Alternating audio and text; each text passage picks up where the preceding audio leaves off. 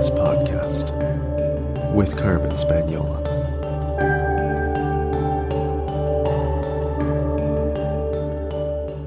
Hi there, and welcome to the Numinous Podcast, where we have interesting conversations with everyday folks about the mystery of life. This podcast is a complement to the Numinous School, my online intuition development program for people who want their self-awareness to serve a greater good. Registration for the Numinous School only happens once a year in June. Find out more directly after the interview. I'm your host, Carmen Spaniola, and today on the podcast I'm connecting with Sarah Faith Gottesdiener. Sarah is an artist, tarot reader and educator, creator of the very popular Many Moons journals, and a longtime moon worshiper. I'm so excited about this conversation because it was our first meeting and I truly felt like I'd met a kindred spirit. I connected with Sarah online. She was at home in Los Angeles, California. So Sarah, what identities do you lead with? I lead with being an artist. I'm a designer. I'm an artist. I'm a creative. I'm a writer.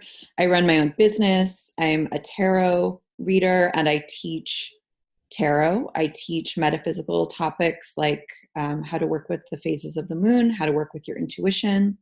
I also have a podcast called Strange Magic that I have with two friends of mine, Carolyn Penny Pecker-Riggs and Amanda Yates Garcia, and it's all about the tarot and magic and being a witch. What kind of art do you do? Where would people find your art mostly? Mostly now it is for a company that I run called Modern Women. So it's mostly prints. It's mostly on t-shirts. It's mostly on tote bags. It's mostly on like art prints. For many years, I was a fine artist, and then I ended up getting my master's in design. So I also work for commercial clients, anything from wedding invitations to beauty packaging, to apparel. I've done all kinds of graphic design in my life also. So yeah. Wow. So wide ranging. I love that. You're a Renaissance woman. I just get bored really easily. So have to keep it moving, right? Right. So I'm very excited to talk to you specifically about moon magic today. So how long have you been actively working with the moon as a companion, and what inspired you to start? I've been actively working with the moon. I was trying to remember like the year before we got on the call. It was around 2011 was when I decided, 2011, 2012 was when I decided to work specifically with moon magic. I've been reading tarot and interested in the occult and magic since about 2004, 2005 was when I started practicing. But previously, I did not pay a lot of attention to timing, which I'm not suggesting the listener do. I'm just telling my story. And so I specifically decided to really get into working with full lunar phases around 2011, 2012. And I've never changed. Like I've never looked back. I've never shifted it. It was the results. I'm a very practical witch, and the results were just kind of unbelievable when I began doing that. Not to say that magic isn't unbelievable and amazing when you're working with it in any kind of capacity, right? For me personally, it just turned out to be, it connected the dots for me in a way that really, it just felt like coming home, I guess, is the only way to describe it. So when you're working with the moon, are you working in kind of an animist way where it's like, this is another being, just happens to be other than human? Or are you who or what do you perceive to be in relationship with? Is the moon just a celestial body, a deity? How do you conceive of that relationship and that being? Yes, it's so much for me personally. The moon is, yes, of course, the moon is a satellite. The moon is a celestial deity, our closest sort of cosmic, body, closest to us. So there's that. For me, it's like verging on, it is like another being. There is and I'm sure you felt this, Carmen, there is a communing that you do with lunar energy. When you spend time in lunar energy, the moon is a mirror. The moon is our subconscious made conscious, like quite literally in the sky. The moon reflects back to us where we are. So in that way, the moon is also kind of like a celestial anchor to our own process. And also when I'm thinking about doing lunar work, I'm thinking about moon mythology. I'm thinking about our own mythologies. I'm thinking about our own patterns, our own cycles, our own natural cycles. I'm also thinking about the fact that the moon is the Earth's original timekeeper.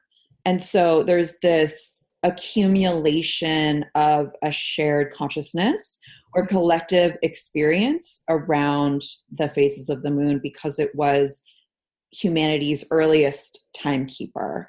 And it's so connected to our bodies, and it's so connected to our emotional life, and it's so connected to our energy levels, and it's so connected to how the water moves on the planet and how the plants grow in the earth and how there is water in the earth and how much water there is in us and all of these things. So that's why it's a little bit hard for me to answer with just kind of like a one sentence. But that's what I think is what makes it so gorgeous and so beautiful. So we're recording on a full moon, and last night my husband and I both had to take turns because we wanted to do our own private ritual in the garden. So he was out there, he'd like come in for a little bit. I'd be like, "Are you done?" And he's like, "No, I'm still doing stuff." And so, but both of us had the experience of, making offerings, singing song, doing prayers, and it was kind of a cloudy night. And each of us had the experience that the more we sang, the more the clouds like would part, and then it would come out. And I often perceive of the moon as like, I say she. I don't know that the moon has pronouns, but but I just, when she came out, as I perceived her as this kind of great mother, it was just like, I felt so chosen, right? Even though it's like, and also that communing not only with the moon, but also with every other witch that's out that night, and every other person who's like tear-streaked face is being totally charmed by this great being in the sky. In the Gallic poem that I was using, it's kind of escaping me in this moment, but the translation is, great jewel in the sky, queen of the night, mother of the stars. And just thinking of how there's so many roles that the moon can occupy, I find super exciting. So I do want to talk about moon phases. I first started working with the moon specifically for my business. And I want to get into that a little bit with you about, how it can help in different parts of our life. But I think the first thing to start with is, how do you decide how many phases you're going to work with? Do you have like a sort of set protocol that you found over time works for you? Or some months are you working with all 30, 28, or others, is it 5, 8? Like, what's your philosophy on which phases are the most important or key? The short answer is all of them. Right? Like, that's that. But that's such a great question. And I love that question. And, this could be a really long answer. I'm going to kind of bullet point some things in my mind and work through them. And then you can kind of dialogue. And I'd love to hear how you, specifically have worked with it in the past. The first thing is if you have a lunar practice, I'm guessing that you have some kind of daily practice, whether that's just, for me, it's a morning practice and an evening practice. I sit, I pull a couple cards, I journal, I write what phase the moon is in, I write kind of what I'm feeling, I write how my energy levels are, so on and so forth. And then at night, it's kind of like a bookend to that. I'm really lucky for a couple of reasons. One, I have a dog, so I can walk my dog at night and like look up at the moon or feel the lunar energy through the sky. Number two, I'm really lucky because I live in Los Angeles, and in general, we can see the moon almost every night when, she's up there, right? Not when she's like waning or dark. So there's that. So I'm really lucky. So having a daily practice, the first thing I kind of tell my students is tracking your own specific lunar energy. Some people, full moon, not their time. It doesn't make sense for them to do a ritual. Others, that's the time when they feel most awakened, alive, ready to do ritual, ready to do magic, right? So you really have to work with kind of like how you feel.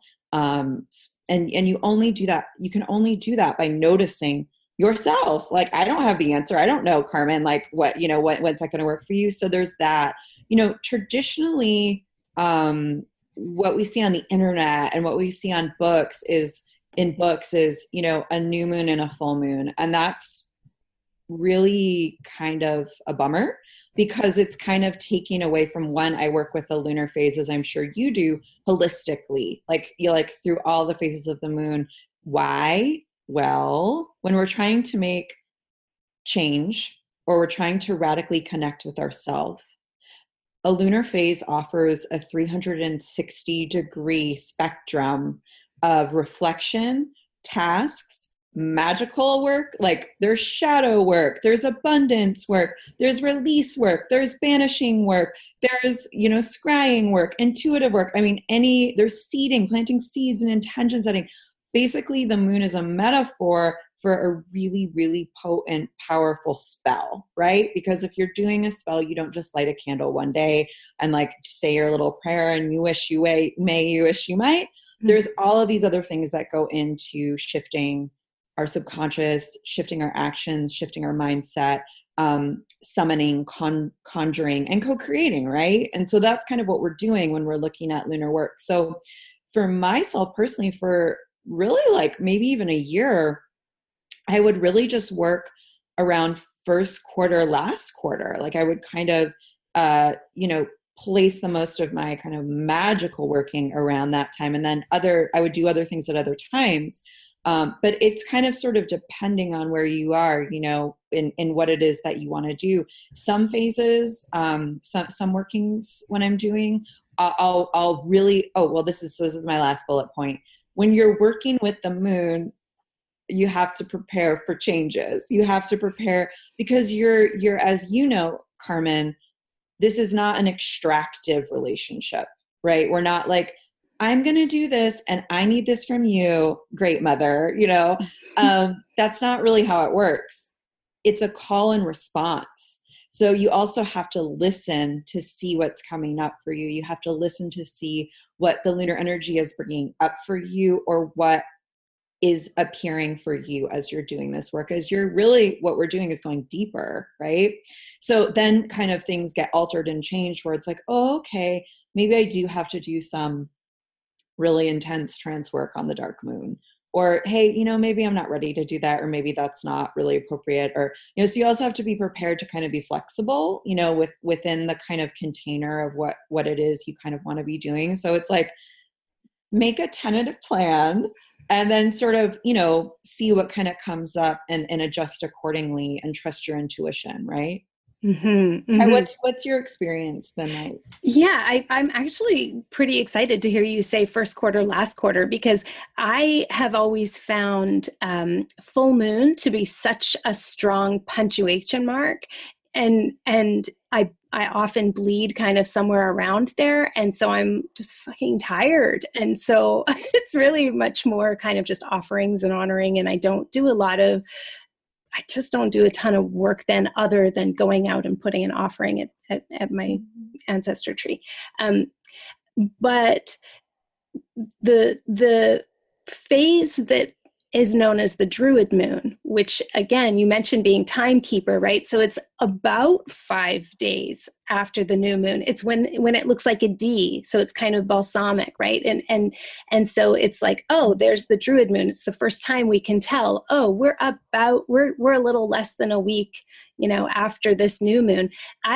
I love that one. I love that one. And so my daily practice is to kiss the moon, like kiss my palm and hold it up to the moon wherever I am. If I'm in the city, if I'm like in my yard, as soon as I see the moon every day.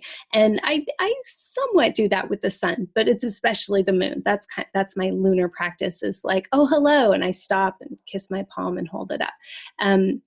But I love dark moon time, man. That's my jam. That's when I feel this renewed sense of like, okay, it's time. Like, let's do some, whatever the spell casting is, whatever, and some people say, oh, you really shouldn't do any divination work. And I'm like, I think that depends on a whole bunch of factors, like when you bleed, like which phase you're relating to. I think lots of people can do really fantastic divination work in the dark moon.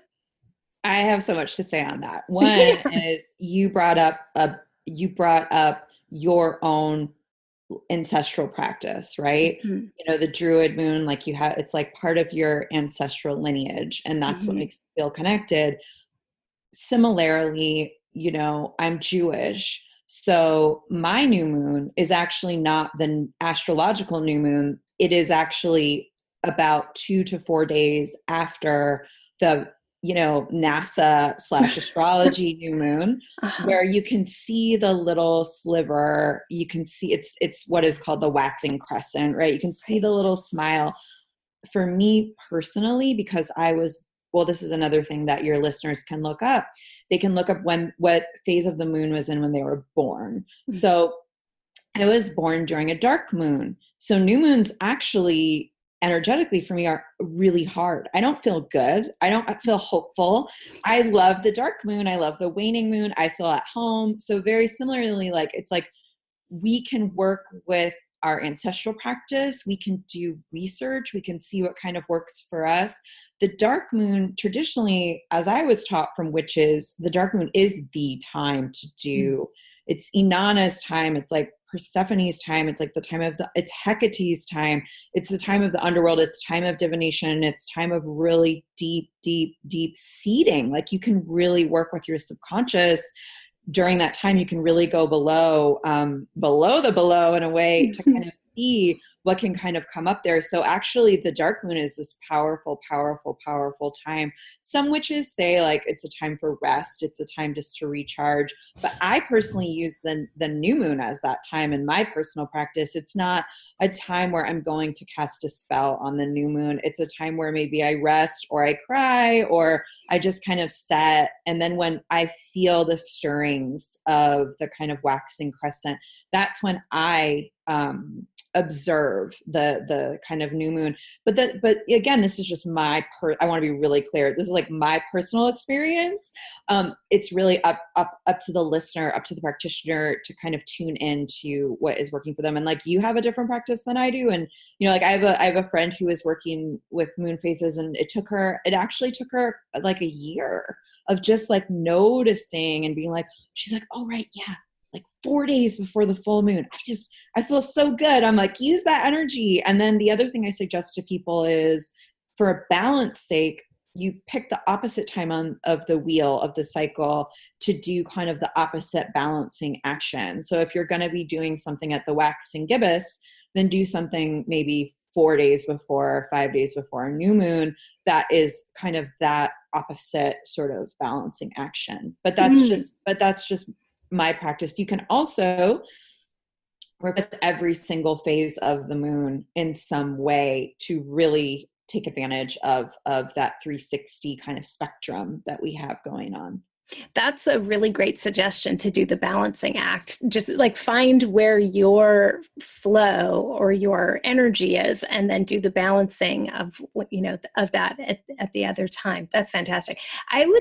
I think for folks who are not super fluent with the jargon, yeah, exactly. I'm like, we've maybe lost them a little bit. So why don't you maybe just describe what some people may not quite know the difference between dark moon and new moon, right? So can you just go through like what are the common terms of the different phases that we mostly see? So, there are, like, depending on who you're talking to, there are like roughly 8 or 9 main moon phases. I used to write lunar workbooks called Many Moons, and I would observe 5 phases just to, again, keep it simple. As you said, Carmen, it could be like 28 phases, but I want to kind of zoom out, and I want to sort of use a metaphor for the listener, for someone who's really like you said, who's listening to us go on and on and on about our personal practice, and is like, wait a minute. So I want to kind of zoom out, and it's really easy, a really simple metaphor and a really powerful metaphor for a lunar cycle is the wheel of the year or nature. So, we can think of the summer solstice as being a full moon. We can think of a winter solstice as being kind of dark moon, new moon time. And then we can think of the equinoxes, the spring and the fall equinox. The spring equinox would be the first quarter, or as you call it, the Druid moon. Then we would move kind of along to a full moon or summer solstice. Then we would kind of move into the waning, which would be the fall equinox. And then the light, so we can look at nature, those of us in the Northern Hemisphere, as this cycle that matches up really beautifully and really perfectly traditionally with the lunar cycle. So we have the new moon, and then that is traditionally a seeding time where we plant seeds, where we set intentions, where we dream, where we conjure hope and faith. About 1 week after that, there is the first quarter moon, where we can see half of the moon's light in the sky. That is a growing phase. So that is that kind of tips the lunar light into waxing.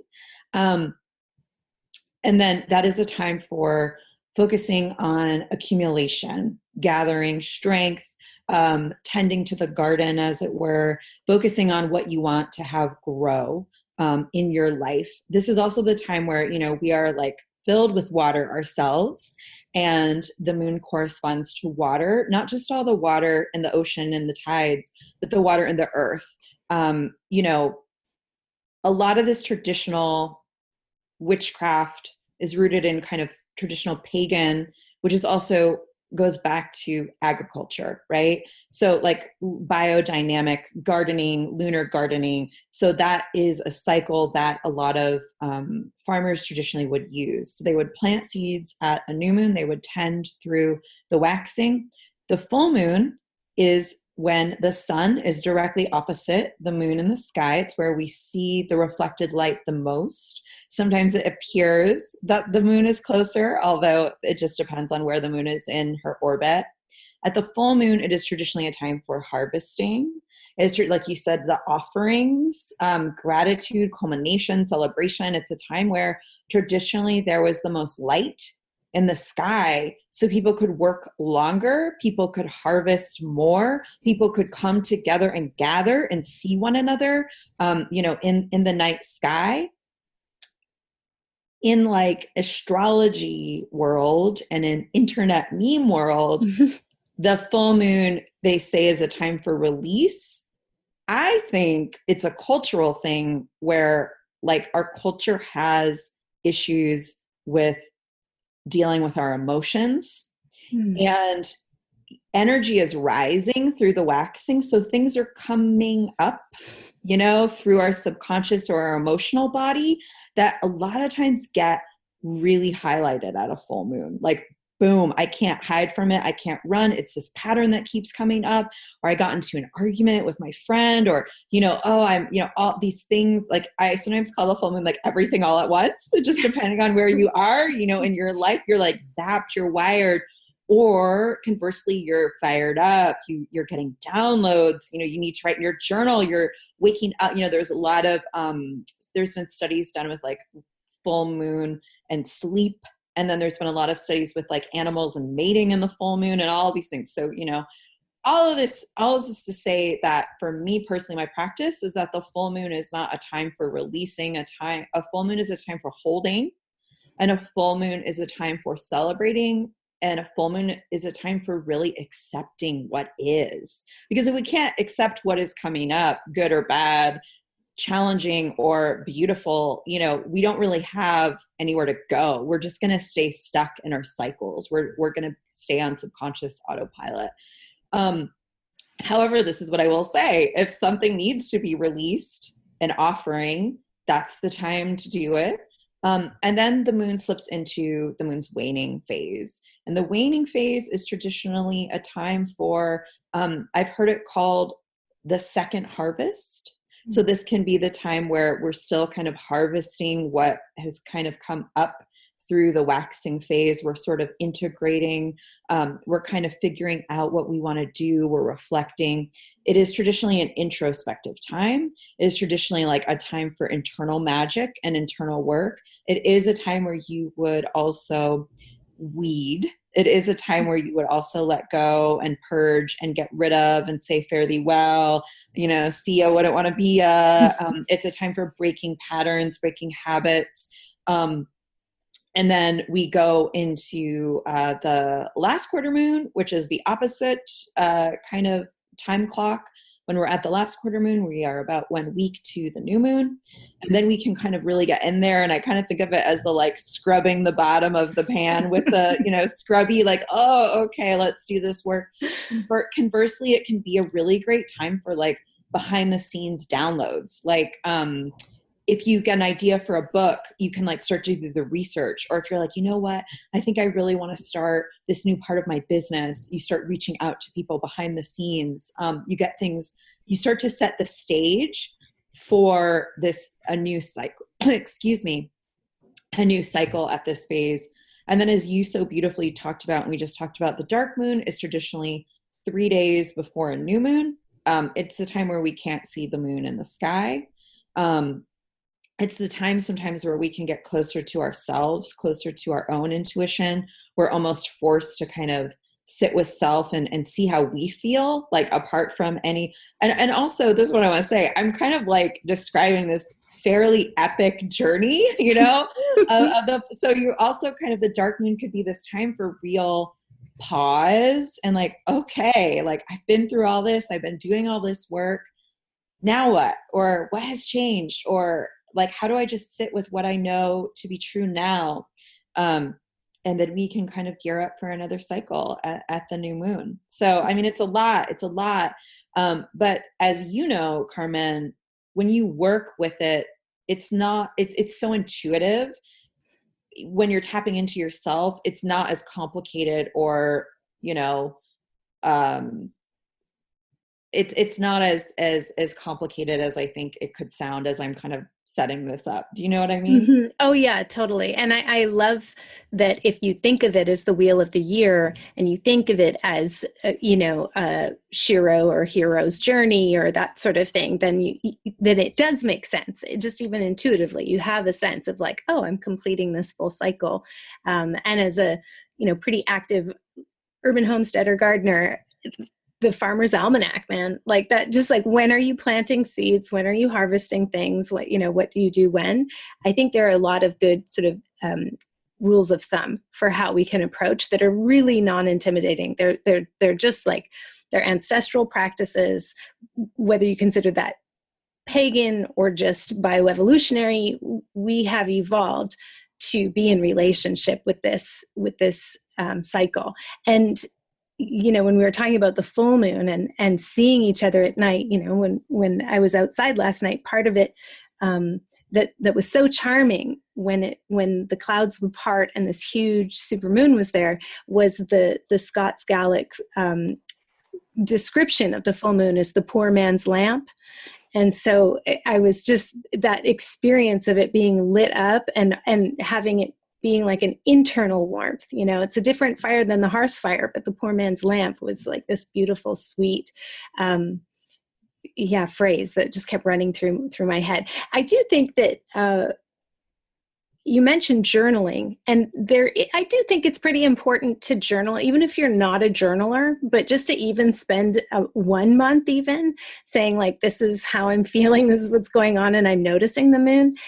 Because when I think back to when I was a young person, there are a few really big September harvest full moon experiences that I had that stand out in my mind, but I think I feel a little bereft that I never noticed the moon that much, and then once you really do get into relationship and you spend 1 month or a year or however long, Mm-hmm. just getting in relationship, the Mm-hmm. richness there is so overwhelming.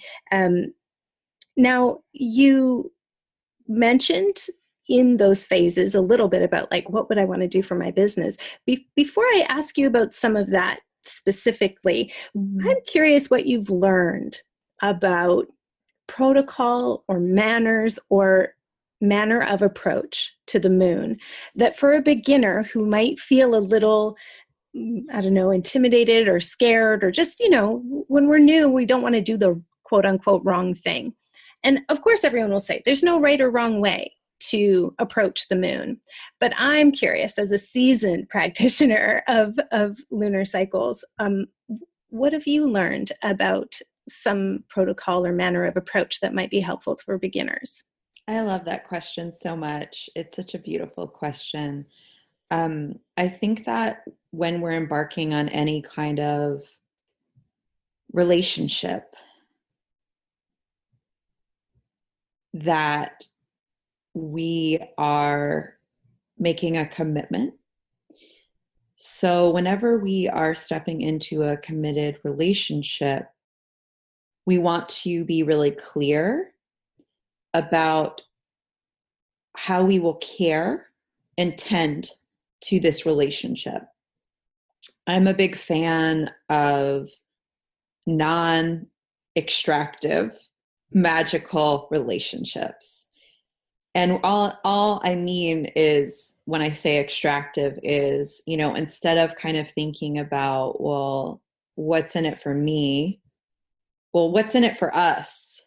Not just me and the moon, but what's in it for our collective, or what's in it for our ancestors, or what's in it for tending to, like, what are we going to gain, but also what are we willing to kind of put in, and realizing that this is like a relationship that is going to change with time, and a relationship that is going to require our care, our love, our respect, and our tending to. In some ways that we can do that, for me, is, like I said, doing as much listening as I sort of do asking, or, dialoguing.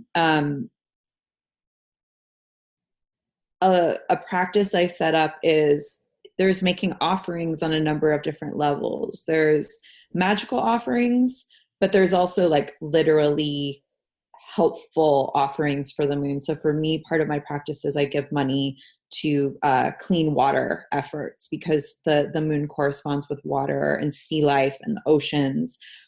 If you're someone that has a really strong relationship maybe to the earth or to planting, you said, you're a homesteader, maybe that could be doing something for the environment, which of course you're already doing, Carmen, but maybe you take it one step further and you make a monthly occurring, or you have a fundraiser or something like that. I think when we're in a relationship with a natural deity, with a natural force, we want to make sure to protect that natural force, as well as being in a committed devotional practice to whatever it is, that whatever quality, whatever energy we're kind of working with. I hope that kind of helps. So I think that for the kind of, so for me, it's like, there's no like wrongs or rights or anything like that, but I think that it's really important for us, the moon in particular, because like the moon is free.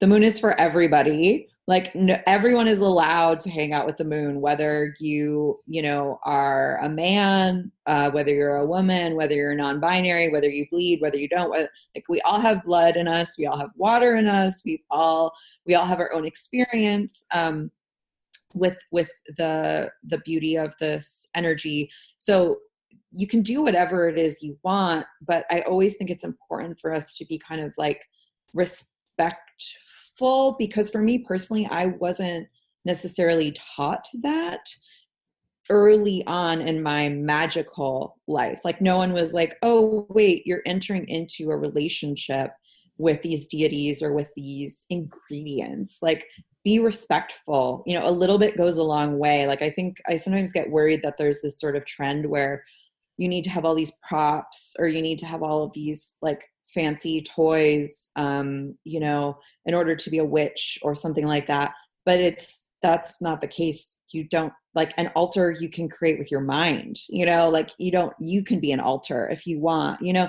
So, you know, I just take care in my own life to not have a magical practice that is appropriative or extractive.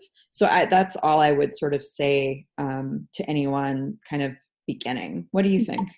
Yeah, no, I think it's the same. I was thinking even just about the little ritual offering I did last night and kind of laughing at how short it was. I was like waiting for my husband to be finished in the garden. And then I went out and was back in the house in literally 2 minutes. Like, it was like, you know, it wasn't like, oh, here's a bunch of fanfare. It was like, here's some milk and some beer. Like, it was like kind of, you know.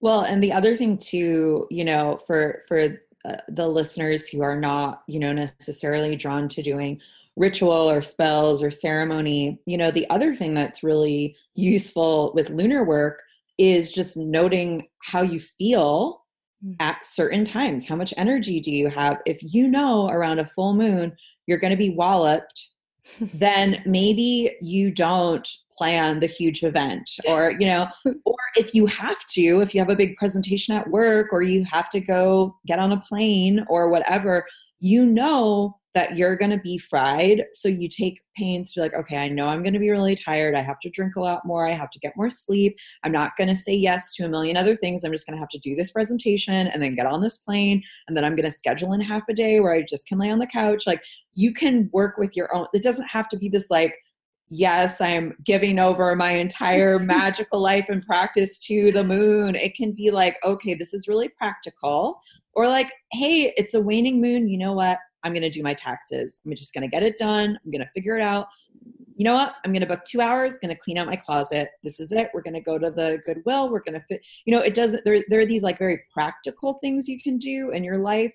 It doesn't have to be like, I'm lighting 17 candles and, you know, I can't see you because I'm doing a 5-hour lunar ritual. Sure. If that's what you want to do, great. But you don't, it could just be you're taking a bath.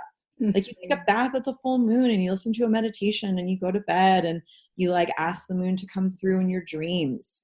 It doesn't have to be this like, you know, and I think that is also where people get intimidated. Mm-hmm. I'm like, listen, if you want to go all in, you can do it and you will get phenomenal results.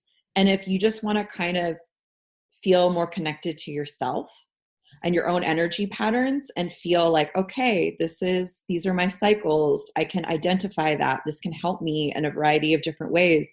That's all it can be too. You know what I mean? Yeah, totally. I know when I read, a lot of my witchcraft books are from secondhand stores. So they're like printed in the 80s, 70s and 90s kind of thing. And I feel exactly like that when I read Wiccan ritual. I'm like, oh, fuck.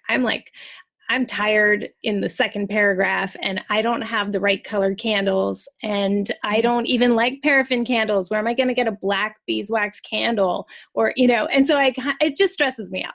So like, it's like, oh, Wicca, not for me. But as I kind of muddle through and explore, you figure out, oh, this really works for me. So would you be willing to share, and maybe it's not typical, but like, let's say you were going to do something a little special, because there's like something going on, and you were going to do some lunar ritual that was like a little bit more involved. Would you be willing to share a little bit of like how you personally would create a strong ritual container for that? Like, do you call in deities? Are you burning incense? Like, just if you wouldn't mind, I would love to hear. Yeah. So for sure. And again, this is just completely personal, like my own practice. Generally my spells are pretty structured, in the sense that, you know, you probably do this too, Harmon. It's like Witch 101. We create a container. I call in, I don't work a lot with I have about like 3 or 4 deities that I feel comfortable working with. And a lot of them are kind of related again to my like ancestral practice, or, I felt like some deities I just get a hard no from, like, it's like, I can appreciate them. Like, I'm like, wow, you're incredible. You're beautiful. You're like, I can admire them from afar without needing to, like, they're like, you know what, but we're for someone else. Like, we're not for you, So, if I am working with a deity, I'll call in that deity after I call my corners. So it's like, it's very traditional. I prep my space. I get all my ingredients together. I schedule out my evening. A lot of times I'll either have some consciousness altering aspect to it, that I do within the container of the ritual. So that would be a meditation, or like a breath work session, or trance work to kind of get me into the in-between space after I've cast my circle. And then, I call in any deities, any protectors, any ancestors that I want. I initiate what I want to have initiated. And then, if I am working with the moon, as I usually am, I will draw in the energy of the moon. I will, as they say, like, draw down the moon. I will stand before the moon, and I will invite in the lunar energy of the moon. I will spend time meditating and communing with that energy. I will raise energy. That's like a really common practice. So I'll raise energy in my body. For me, a spell isn't a spell unless you've shifted your consciousness in some form, unless you've changed energy in some way. Then I will generally release the energy, or I will ground the energy, create offerings, say thank you, close the circle. And that's pretty much it. It's pretty standard. I'm not doing anything that, anything kind of different or kind of special. I will do repetitive spells. So like, I will do the same spell a few days in a row, or I will do like cumulative spells, meaning like day one, I might, set up the spell for myself to receive more information. Like, and then day 2, I might be like, okay, this is what I need to do. Day 3, I might have like a final goodbye, or a final ramping up, or, another thing I like to do personally, because I'm a tarot reader, is I'll like to also, within the container of the spell, I'll either charge tarot cards magically, archetypally, like what is the tarot archetype I want to work with, or I will create a tarot spread to give me more information in the container of the spell, or to affirm, like, honestly, like, okay, I'm going to pull a card. Is this affirming that I'm making the right choice? Do I need any, like, where is more information coming in? That's kind of it. I don't know if that's like too much information or too little information. No, it's great. I'm just kind of a looky-loo. Yeah. Yeah, you show me yours, I'll show you mine, that kind of thing. Thank you very much for sharing that. Yeah. And like, very, very typical ritual container, right? Of like, calling in or delineating your sacred space, having your competent protectors there, declaring what it is you want to do, enacting it somehow, making sure that there's clarity on some kind of shift in energy, and then thanking everybody for coming out, and like, and see you next month or whatever. And so when you're working around your business and you're like in a different kind of phase, like maybe you're in ideation phase, and then you're in productivity phase, like, where do you kind of line up in terms of working with the moon in your business? Is there a particular time where you're like, this is my jam and I always do this for my business at this time? Yeah. So this could be a whole nother podcast conversation. The first thing I will say is, this sounds like maybe a strange thing for me to say as someone who, like, when like we're talking about magic, I self-identified as a witch and a tarot reader. But however, for like maybe the first 2 or 3 years of my business, and now I've been in business for just about 7 years. For the first few years, I did not incorporate magic into my business. So the thing I always tell people, it doesn't matter if your business is like you're a car mechanic or like a wig maker. If you are a practitioner of magic or ritual, don't compartmentalize your magic. Like I forget that sometimes, but I'm like, don't compartmentalize your magic. We are allowed to integrate as much as we want to, in large and little ways. Right. So, the second thing I want to say is, and you people out there who run your own business will probably identify with this, is, and this is where lunar work gets a little bit trippy. We can be in specific phases of our lives that don't match up to the lunar phase. So like Carmen, you could be in a full moon phase where you feel really actualized and you know all of these things and you want to share and you like are ready to harvest, like you're ready to call in favors and you're ready to give. Your havingness levels are like very appropriate for where you are in this life. You feel very whole, you feel very full. Or you could be in a waning moon phase where you're like, you know what? I'm not going to push. I'm not going to go hard. I'm going to do the bare minimum while I figure out what it is I want to do next. Or I'm going to kind of figure out what I need to let go of or what isn't working for me. And that could last for, a year, or that could last for 6 months of your life. It's like we have our own kind of rhythms. When I was starting my business, I was definitely in waxing moon phase.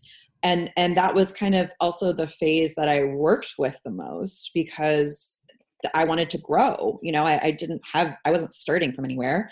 I needed to grow. I needed to kind of focus on that. And I think people who have businesses realize too that they go through phases and they go through cycles. And I think it's also, and if you don't have a business and you're listening to this, you can also sort of check in with yourself and ask yourself, like, what phase are you in right now? Personally, are you in a new moon phase where you're ready to kind of begin learn a new skill set, or you're ready to kind of see what's like over there on the horizon, or you're like finding yourself interested in reading books about, I don't know, being a car mechanic, what are you kind of, what's like stirring in you, that could last for, 6 months, a year. It doesn't have to be just, at the new moon, so like there's that. So working with that in my business has also been like the thing I really love about the moon that I haven't talked about yet, that I feel like I really need to talk about, is that what kind of lunar work really set me free in some ways, because it really solidified that there is no wrong and there is no right. Like if you are in a pattern in your life, if you are in a grieving pattern in your life, if you are sad, or if you're needing to let go of something and it's really painful, that's fine. Like, in our kind of like the moon is not the binary. Like the binary is horrific, and the binary has caused us separation, and the binary has caused us anguish. I'm not even super big on duality anymore. I don't even, I'm like trying to figure out words for what I'm trying to kind of embody and embrace. But lunar work says like, hey, if you're feeling this kind of way, that's okay. We're not going towards some like pot of gold in the sky. We are going for wholeness, and we are going for embodiment, and we are going for actualization, and we are going for intimacy with self, and we are going for like trust. Like there are definitely like beautiful, beneficial things we're going for, but it's okay if you are in a phase in your life where you are in this kind of letting go phase, or something isn't working and you're not sure why, and you kind of have to figure it out. That's also kind of what I want to say, because sometimes in my own business when like things have not been working out, or something isn't working, or I tried to go for this thing that I thought I needed to go for, and it's not what I needed to go for, or it's not actually what I needed, I can tend to be really hard on myself. And I can tend to really judge myself and being like, well, it's your fault, because like when you're running your own business, it's you. So, you're kind of responsible, or you're kind of the one. But when we kind of are like, okay, well, no, but we can always shift. We can always change, we can always grow. And when I kind of shift from a viewpoint of like, well, what do I have to learn from this? Like lunar work can help me. Like, what do I have to let go? Like, what is the second arrow there? Where is the feeling about the feeling? Where is the judgment about, the bad feeling or the grief or the sadness or the loss or, what can that kind of tell me about my life? I hope I'm not I'm sort of derailing. I kind of like went off. No, I totally get it. I think I totally get it. And I think parallels of thought that I've had about since I've done intuitive business planning for many years and lead workshops like that every year for folks to kind of plan their year. And then I work with the moon throughout the year. And what I love about having lunar influence in business is that I believe it helps us unhook from capitalism because it moves us from linear time to circular time. And so we're out of that constant need to accumulate, grow, get bigger, and we can normalize that as you say, you're in phases in your life, you're in phases of, and that necessarily includes decline, decay, death, rebirth. And what's beautiful about working with the moon is you recognize, and just like working with the seasons, and I talk a lot about this when I'm leading quests, it's that each season initiates you for the next one. Mm-hmm. And so, for instance, that dark moon time where you were saying we're in like real intimate relationship with self, well, we're being initiated in our faith in the unseen, faith in what's going to happen. Yeah. And we need that in order to be able to like step ahead into that darkness and trust that it's going to grow. And I think it helps our nervous systems regulate to darkness, loss, uncertainty. It helps us develop more distress tolerance for uncertainty. There's more gray area thinking when we recognize that we're in circular time and not linear time. And we recognize that I don't want a business that's fucking growing all the time. I can't have a list that has thousands of people on it. It's just no, thank you. Like that energetically, that much collective is too much for me in my business. And I feel full at like 500. And that's why I delete people off my list who don't open like 80% of my emails. I get like 500 people that open 80% of the time. That's my full moon. And that feels really good. I love that. So I feel exactly the same way. I will put caps on things. Like there's this like narrative, this like dominant online narrative where it's like, get thousands of people. I'm like, that would stress me. It's just me and my studio manager. Like, I don't have the capacity and I can't show up for the people. Like I'm interested in showing up for the people that are there, not trying to like get people out. Like that's who I want to serve. Like the people that are already there and the people that I already love and you are completely speaking my language 100%. And this idea that like, if you want to weed out something that you've maybe been doing for a long time, that it's just not working or you're ready to do something new, like this idea that it's not bad, like it's not, or that loss or, that grief or that pain or that failure is like, in quotes, bad. Like it's not like, that's what I love about lunar time too. It's not like good or bad. Where it's not the binary, like you said so beautifully. I couldn't say it much more beautifully than that. So it's like, it's like a cosmic permission slip, Mm-hmm. So how do you personally cope with grief and rage? I can tell we're reading each other's mail about large scale dilemmas, right? And here we have the moon that is for everybody and can be such a good companion for that. But I'm curious, you've said a few times you're not interested in an extractive relationship. And so I that's made me think about like how much pain I bring to the moon when I'm grieving or when I'm like raging. So yeah, I don't really it's not a pointed question. This is just kind of like a free form, but I'm just curious how you personally deal with grief and rage, whether it's lunar related or not. Yeah. Well, I do just want to say like, bring all your grief and rage to the moon. Like the moon is the keeper of tears, you know, the moon is the keeper of water. Like the moon holds the space for that. Right. So yeah, if not the moon, where, you know what I mean? Yeah. Cry to the moon. Like, so like, I know you've had tears of sorrow, but I also know you've had tears of joy. Like, you know, you're just like, oh my gosh, you're so humble. Like, I'm so humbled a lot of the time. I'll cry tears of gratitude. Like, wow, you're so beautiful. Yeah, this is a great question. I mean, I can only speak for myself. Anger for me personally is a superpower. Anger for me is a really, really, really, really clear message.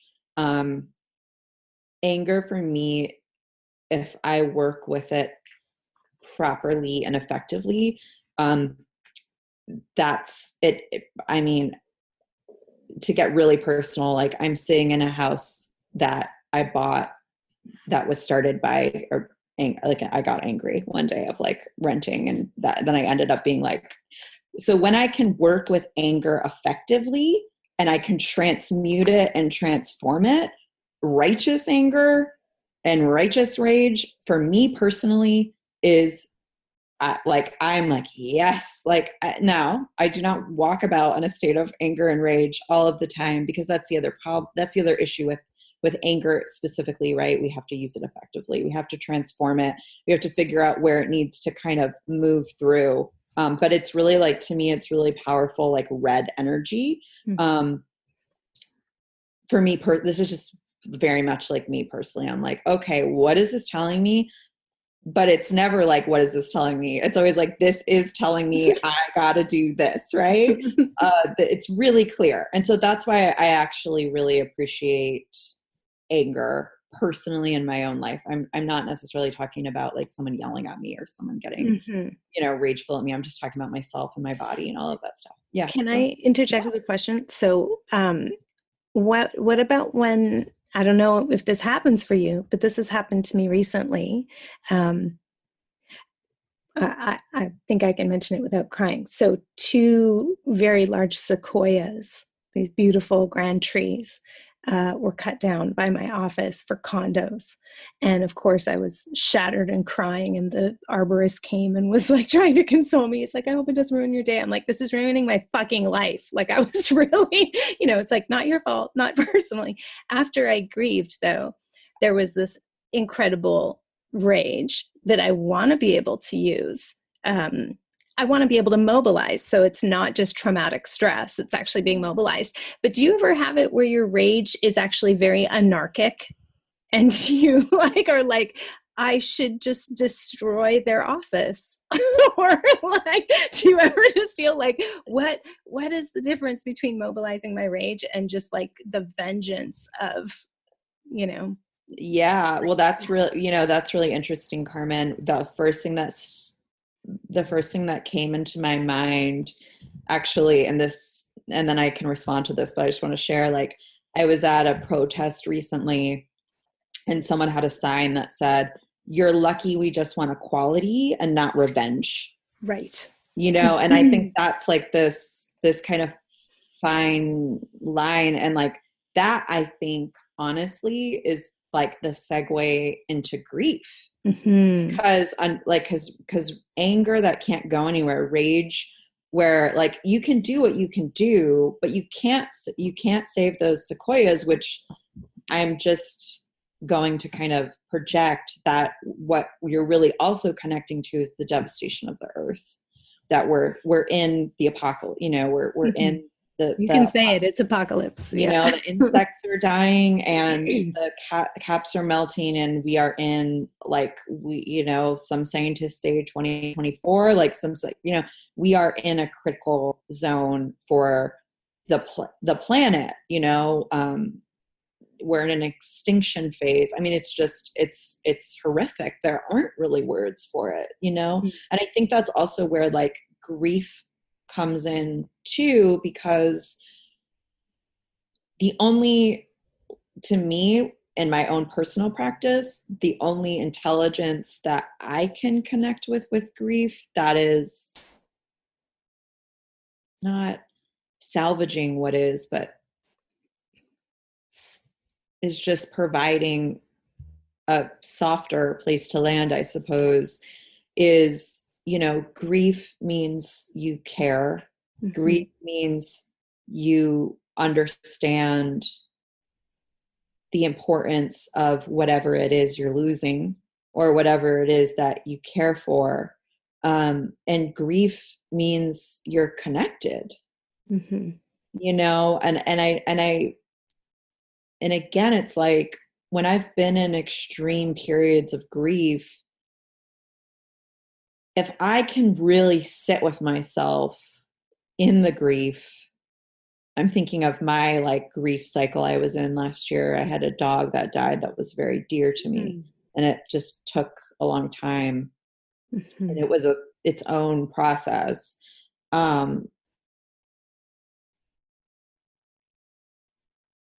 When you let it move through you in that non-judgmental way, and you can sit with yourself, there are messages and there are gifts now. And then now I'm being moved to share with I'm like, okay, well, my dog died, and I'm not there with my dog in the sense of I'm thinking of the other most important person in my life that died, who was my grandmother that raised me. And now my grandmother has come back into my life as an ancestor, and she visits me, and it's a way to feel connected where I might sometimes cry, but that connection I can feel with her that is undeniable. And the messages that I receive from her are so powerful. So I think there are all these different levels. Am I making sense? Mm-hmm. I know I'm a little bit rambly, but I'm trying to connect it. But also, going back to the apocalypse, there's not a container big enough. We have the earth, and that container, in quotes, should have been big enough for us to be able to live and mm-hmm. live peacefully and in harmony and in stewardship and in co-creation. But some of us haven't seen that yet. And those people are ruining it for humanity. I don't know. Mm-hmm. I'd love to hear. And it has a bit of a weird energy that is hard to conceive. The closest metaphor I can think of is when your parents are aging, which I haven't had this experience personally, and you start to parent your parent.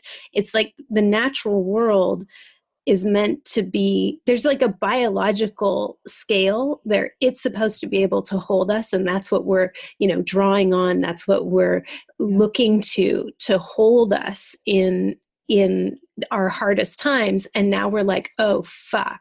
So we've extracted and it's collapsing, and all we can do is midwife it. And and just personally, I don't feel equipped as a human to hold space for the collapse of ecosystems. There's a biological dissonance to that just, I'm not that scale. And so here, all we have is each other. And I really appreciate what you say, anger and rage is you love something that's been so violated. And the grief is that, you love something that is so gone, or, and it's what can we do but be together in it. I really appreciate your sharing on that. How did you honor your dog or your grandma, or who I'm always curious those processes. Yeah. Would you mind sharing a bit about that? Well, yeah, I can. I guess I'll just talk about my grandmother, because I know this sounds, again, a little bit out there, but I do believe, because sometimes when I give readings, ancestors will step through, and the little information that I have about that is that there's a phase of there's a phase to death where the spirit just kind of goes away. You can't access the spirit right after kind of death. And I also feel in my very limited experience, animals are a little bit different than humans. Mm-hmm. At any rate, that's neither here nor there. With my dog, I just had to be bowled over by the grief. But with my grandmother, and I'm not there yet because it's been like a year-ish, and I'm still like, I have her picture up and I keep her alive. Like, I think that's another thing. Like, there's that witch saying, what is remembered lives. So it's like, if you remember something that was important to you, it will live on in some way. And that is how you honor it, right? With my grandmother, it's by staying connected. It's by talking to her. It's by writing to her. It's by paying attention when she wants to come in. But it's also like, and now again, I'm getting really personal, but hopefully, listeners will have a benefit. It's also recognizing like what she gave me, and then also like what my mother gave me, and then what all these people I didn't know gave me, like my great grandparents, who I don't know their names. I only know my great grandparents' names because of like assimilation. And really thinking about like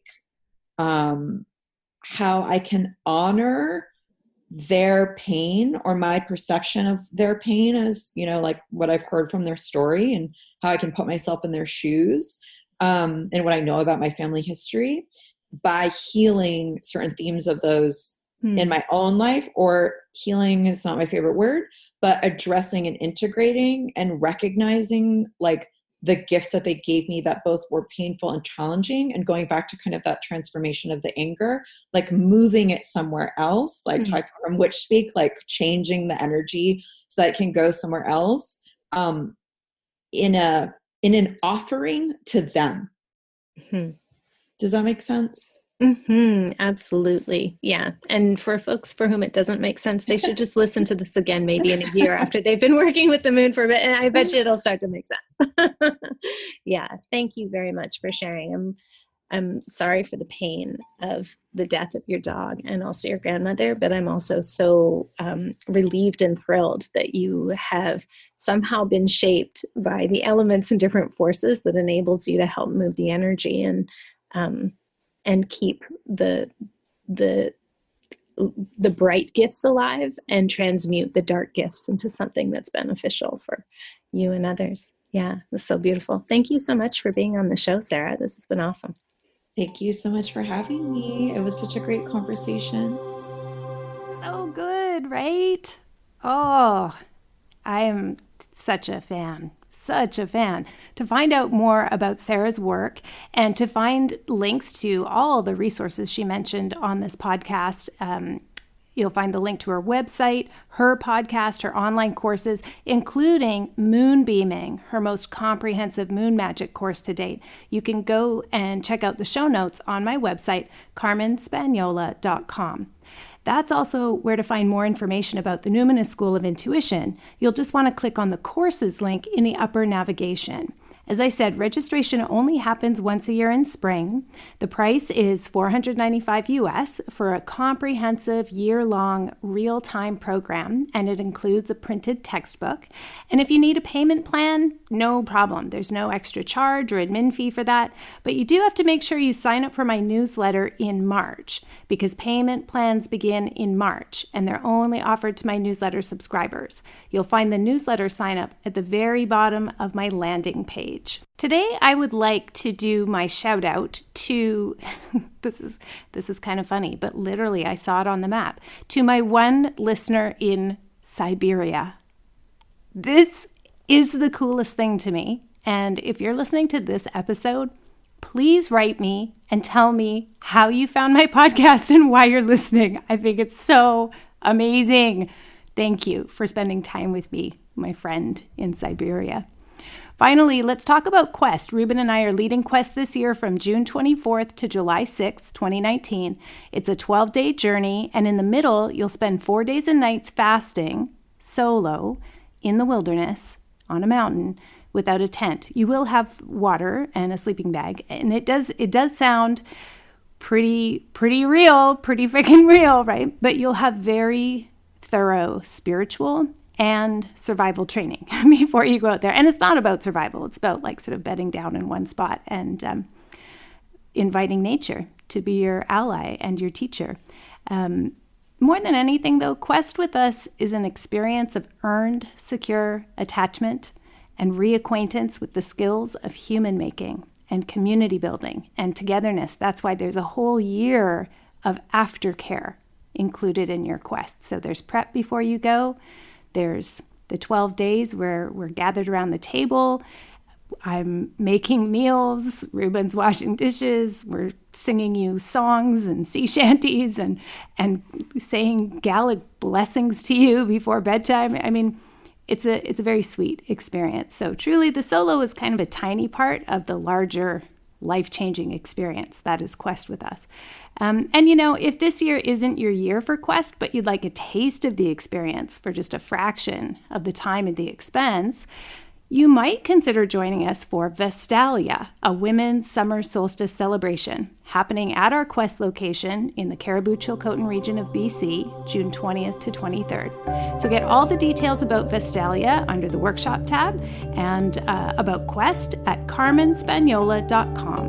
CarmenSpagnola. Until next time, take care.